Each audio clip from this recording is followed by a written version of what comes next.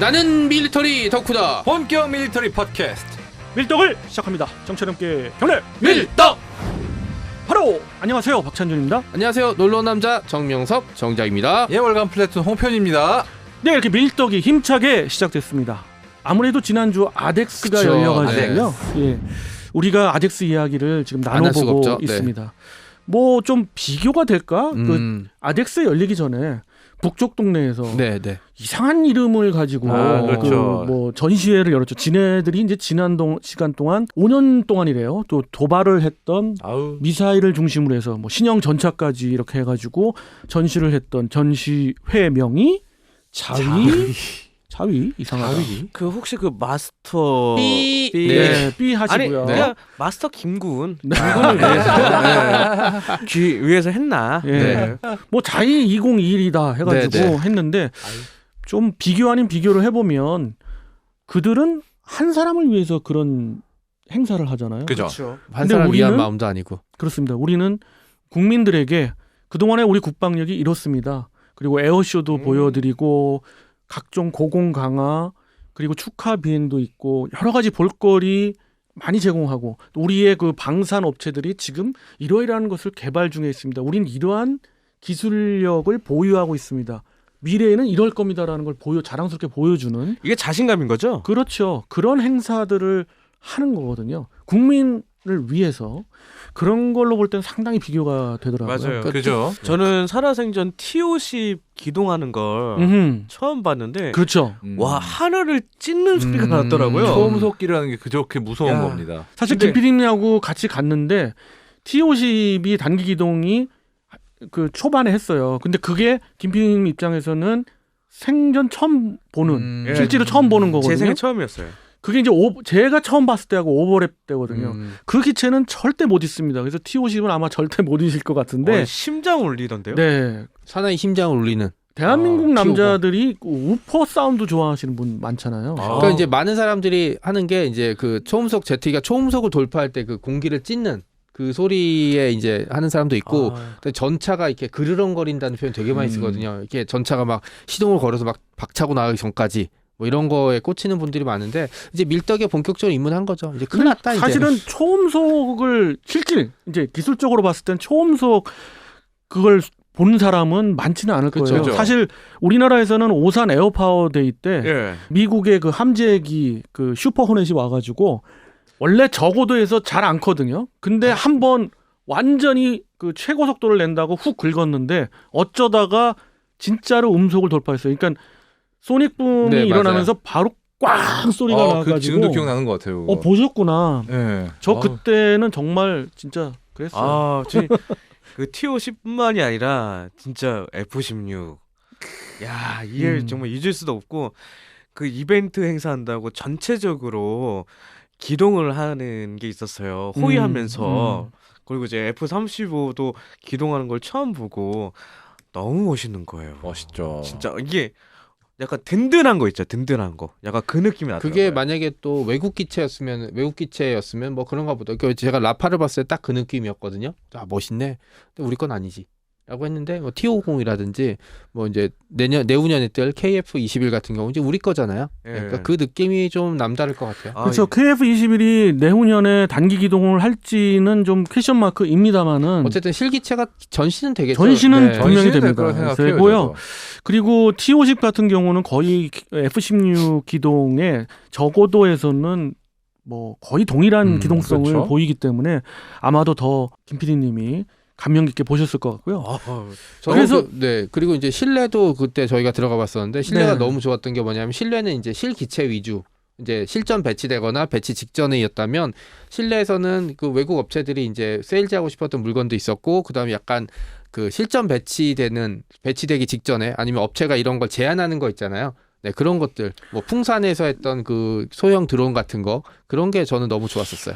개인적으로 드론의 거의 향연 아니었나. 네네네. 그게 이제 지난번 그 밀떡 때 이제 지난 에어쇼 때 제가 말씀드렸던 게 올해의 그 해에 가장 중점은 무인화다. 그래가지고 뭐 각종 무인 기체와 지상 장비 중에도 무인 차량들이 많았는데 이제는 좀 더 이게 활성화됐고 유무인 복합으로 네네. 가면서 이 드론이 더더욱 그 발전해서 하이브리드 그 기체나 또는 하이브리드 차량들을 많이 제시하고 그것들이 접목이 돼가지고 우주 분야에까지 네네. 이렇게 가는 그런 것들이 가장 특징이었는데 지금 시간부터 그러면 본격적으로 네. 우리 실내에서 우리 업체 또는 외국 업체들이 전시했던 것들을 보도록 하겠습니다. 가장 큰 특징은 우선 우리가 예전에는 대한민국 방산업체가 한 30%, 네.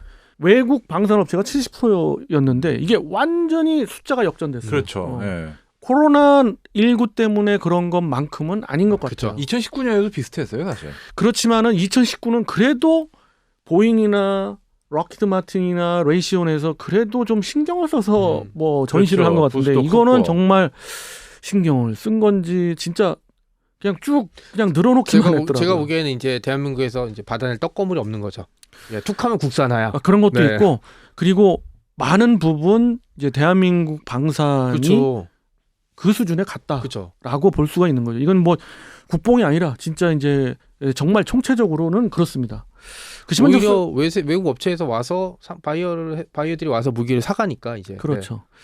그렇지만 좀 여기서 말씀드리고 싶은 거는 우리가 외국 업체하고의 경쟁을 좀 더 제대로 하려면 외국 업체도 신경이 쓸 정도로 그렇죠. 좀 우리가 유도를 해야 되지 않을까 하는 아쉬움은 있는데 음.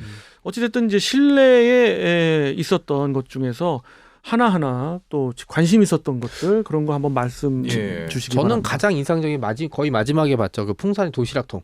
도시락. 아, 예. 이게 배낭엔 어떤 소형 드론인데 이게 유사시가 되면 배낭을 열어서 이제 드론을 끼우는데 이게 몸통 위아래 이제 다른 거 세팅. 예를 정찰용이면은 카메라 같은 걸 달았고 그렇죠. 공격용이면은 아마 폭약이었겠죠. 그게 맞아요. 자폭 드론이니까 뭐 그런 식으로 상황에 따라서 이제 세팅을 다시 해서 띄우면 긴 막대기 같은 건데 중간에 로터가 돌아서 공중에 이제 멈출 수 있다는 뜻이잖아요. 이게 그래서 적진을 정찰하거나 유사시에는 이제 내리 꽂혀갖고 공격을 하는 건데 아르메니아랑 아제르바이잔 전쟁에서도 볼 수 있듯이 이 무인기라든지 이 무인기 기체가 공격이 가장 무서운 게 뭐냐면 그 화면을 보면 알겠지만 공격을 당하는 쪽이 닿기 직전에는 알아요. 그걸.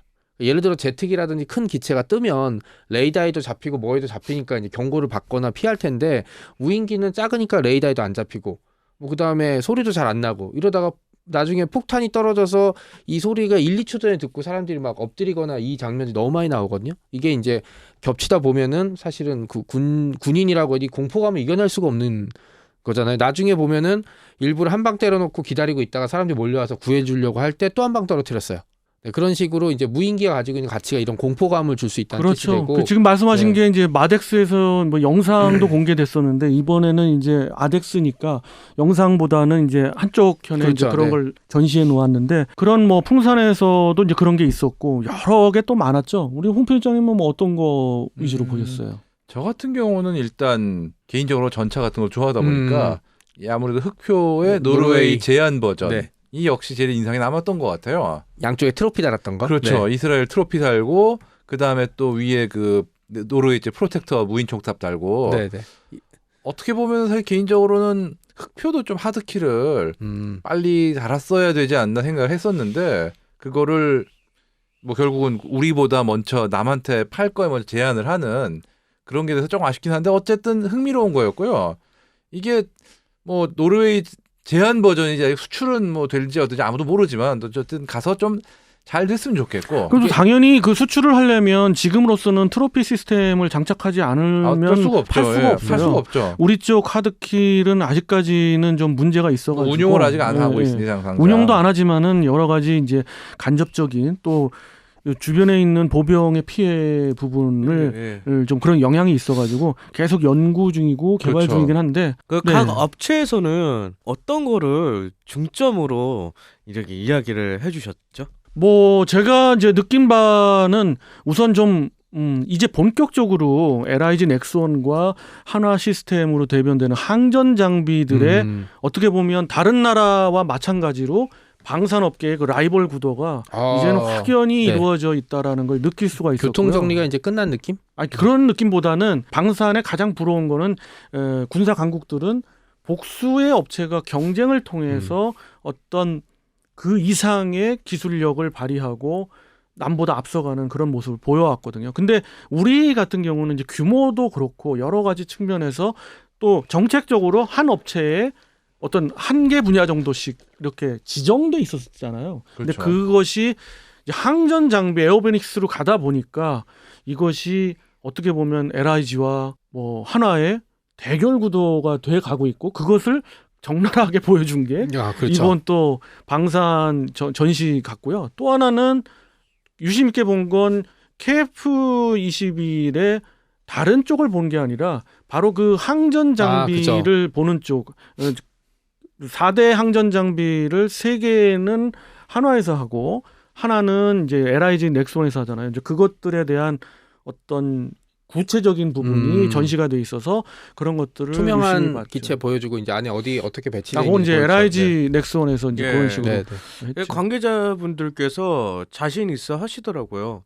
각자의 그 제품들의 그렇죠. 그러니까 어떻게 전시가 된 것도 근데 이 있고. 방송을 통해서 우리 이제 청취자분께 조금 말씀드리고 싶은 건 감안은 해야 된다. 그렇죠. 그 업체분들이 이야기하는 것들은 대부분은 자사 위주로 이야기를 하기 때문에 자신감은 그렇죠. 정말 그건 뭐 기본인 거고. 안 그랬으면 나올 일이 없으니까요. 네. 이걸 제가- 마케팅이니까요. 예, 왜 느낄 수가 있냐면 그 동안에 이제 그 아덱스를 했던 것들을 쭉 이제 관련되는 것들을 좀 사진도 담아보고 여러 가지 해봤잖아요. 이제 그것들이 재미있는 것 중에 하나는 과연 몇 년 후에 구현됐느냐고 봤을 때 거의 한 70%는 구현이 안 아, 되죠. 그렇죠. 예. 근데 그리고- 이제 그런 개념 자체를 가지고 나왔다는 게 해서 저는 드디어 이족 보잉 병기가 나왔다는 거 그렇죠. 네, 굉장히 기쁘게 생각하고 있습니다. 그러면 하나 시스템에서는 어떤 게 주력이라고 그 관계자분께서 얘기하셨어요? 한화 시스템은 우리나라의 그 항정 장비 전체에 대한 것도 있지만 특히 우리가 굉장히 중요하게 생각해야 될 그 킬 체인에 네. 대공 방어 쪽에 특화돼 있어요. 그래가지고 앞으로 발전하는 그런 모습들을 쭉 보여주고 있어요. 뭐 천궁 2 그리고 그 LSM까지 가는 그 과정에서의 그 발전도를 보여주면서 이 부분에 있어서 향후 미래에 우리가 정말 자체적으로 대공 방어를 할 수 있다는 그런 예. 그런 이미지로 이제 꾸려져 있고 또 뭐 많은 부분은 또 여러 가지 이 부분도 있지만 특히 이제 무인화에 예. 역시 신경을 많이 네. 예. 또 무인기기 그 회사들이 다 기체 썼죠. 이제 모형들이 굉장히 많이 나왔고요. 그럼 LIG 넥스원에서는 어떤 것들이 좀 주력으로 보여요? 사실 LIG 넥스원의 에이사 레이더 기술도 상당하거든요. 정말 간발의 차이로 떨어졌다고 업계에서는 얘기하는데 그런 기반 기술이 있으면서 예. 주로 이제 전자전 KF21에 국한한다면 전자전 방어 장비 예. 자체 방어 장비 체계에 중점을 두고 전시를 했고 그 부분에 이제 특화를 했지만 제가 앞서 얘기했듯 한화가 주력으로 하고 있는 것들이 LIG 넥슨하고 많은 부분 겹친다. 예. 그리고 개인적으로 그 대한항공의 가오리 X? 가오리. 예. 네. FC 굉장히 좀 신기하더라고요. 사실 가오리 X는 오래전에 좀 한 몇 년 전부터 그렇죠. 네, 네. 뭐 시험 예. 비행을 하고 있었어요. 아. 그리고 우리가 굉장히 5세대의 방사청에서 또 말을 아끼고 공군에서도 말을 아끼지만 결국은 KF21이 5세대로 가는 건 대세인 거고 그 5세대로 가기 위한 뭐 특수 도료랄지 비행체의 RCS를 줄이기 위한 그런 여러 가지 노력들 또 하나 뭐 스텔스를 갖추기 위한 어떤 다른 쪽의 기술들 이런 것들을 시험했고 특히 스텔스 정찰기로 가기 위한 것들을 계속 단계별로 밟아 나갔고요. 또 가오리 X 하면 여러분들이 이제 영상 카이의 이제 그 홍보 영상에서도 나오던데 추종 무인기들이 그렇죠. 나오죠. 그런 거에 어떤 토대 베이스가 되지 않을까. 우리 그 흔히 말하는 1945 1945 맞아. 예. 새끼 비행기들. 네, 네. 거기다가 좀 특이했던 건 카이의 홍보 영상에서 이제 그게 드디어 나왔는데 T50 이제 뭐 그게 FA50이 되겠죠. FA50에 무인 기체를 무인화하겠다. 그래서 이제 그게 이제 로열 윙맨으로 쓰겠다 하는 것들이 나오고 그것들은 아마 제 생각에는 FA50이 슬슬 퇴역하거나 아니면 2차, 3차의 어떤 기골고강부터 해서 이제 뭐 어떤 창정비를 받을 때 일부 기체는 무인화해서 음. 그렇게 할 수도 있지 않을까. 그렇죠. 제 생각에 30대 중반 뭐 이 정도에는 그러지 네. 않을까 하는 느낌도 받고 해서 그것도 굉장히 중요한 홍보 중에 하나였습니다. 저는 역시 풍산이 가장 인상적이었었는데요. 그 도시락 도시락. 아, 그건 네, 맞아요. 네. 그죠. 아까 그거 말고 그 앞에 이제 155mm 포탄인데 이제 그 관측 장비. 정찰 포탄. 네. 관측 포탄이요. 그거 되게 신기하더라고요. 신기하죠. 저는. 네. 예전에 뭐- 제가 플래툰 잡지에서는데 영국군이 40mm 유탄에다가 그런 카메라 장비를 달아서 이제 그 시가지전에서 사용을 했다는 그렇죠. 기사를 그거는 본것 이제 같거든요. 전술적인 그런 네, 네. 부분이고 좀 어떻게 보면 좀 더 큰 부분에 그렇죠. 있어서 포병 전력이 이제 전과를 갖다가 관측하거나 사격전에 적을 좀 더 세밀히 볼 때 사실은 공군에서 미리 이제 지원을 하거나 또는 무인기로 정찰을 할 수도 있지만 이렇게 포병이 직접적으로 정찰을 할 수 있는 그런 수단의 또 하나가 될 수 아, 있어서 그렇죠. 풍산에서 제시를 하고 왜냐면 있고요. 전쟁이 나게 되면 이게 유기적인 협력이 중요하긴 한데 사실 공군이 원할 때 안 올 수도 있고 예. 무인기가 그때 고장 날 수도 있고 네, 그럴 수가 있는데 그런 절차 없이 그냥 관측용 포탄을 한 번 먼저 때려서 이제 확인한 다음에 이제 그 다음에 이제 목표물을 직접적으로 타겟팅해서 쏘고 그 다음에 또 한 발 쏴서 과연 전과가 얼마나 나왔는지 자체적으로 평가하는 게 훨씬 낫죠. 네. 마지막으로는 이제 그 외국 업체들 중에서는 하나 유심 있게 본 게 이제 그 앞으로 이제 차기 조기 경보기 도입 사업에 그 대상이 되는 세 개 업체가 다 이제 그 뭐 제시를 하긴 했는데 지금 조금 성의가 없긴 없더라고요. 그렇죠, 뭐 그래도. 여러 가지로 그냥 기체 모형만 이렇게 놓고 아무런 뭐 예. 그 느낌을 받을 수는 음. 없었죠. 뭐 스웨덴에서도 왔던 것 같기도 하고. 사부에서 그렇죠, 왔고요. 예, 사부.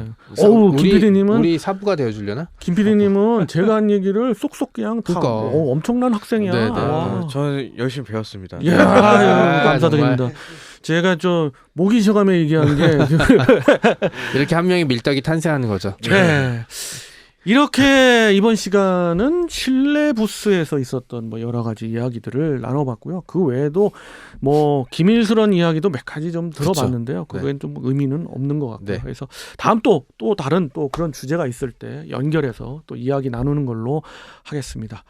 청취자 여러분 뭐 갔다 오신 분도 있겠지만은 안 갔다 오신 분들은 좀 아쉽지만 다음 차기 아덱스를 기대하시고요. 네. 그날은 꼭 시간을 비워서 네. 참가하시기를 바라고. 그 아쉬움은 저희 이제 생방송 라이브 이제 떠 있으니까 한번 봐주시면 예. 됩니다. 아 이런 깨알 홍보도 네, 하십니다. 깨알 홍보. 예, 여러분 다음 시간까지 그 기다려 주시고요. 여기서 인사드리겠습니다. 청취자 여러분께 경례 밀떡.